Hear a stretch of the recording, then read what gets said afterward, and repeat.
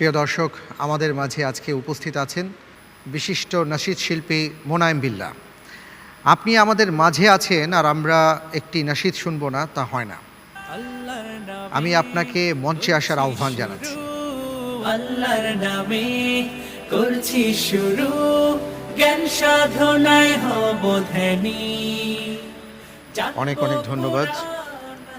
আজকে এই পর্বে একটা নাশিদ শুনবো। কোন নাশিদটি আপনি শোনাবেন? নাশিদ, আমি আমার প্রিয় যে নাশিদটা আছে মেহেরবান, এটা দিয়ে শুরু করতে চাই, এটা ঠিক শোনাতে আছে, চাই একটু। ঠিক আছে।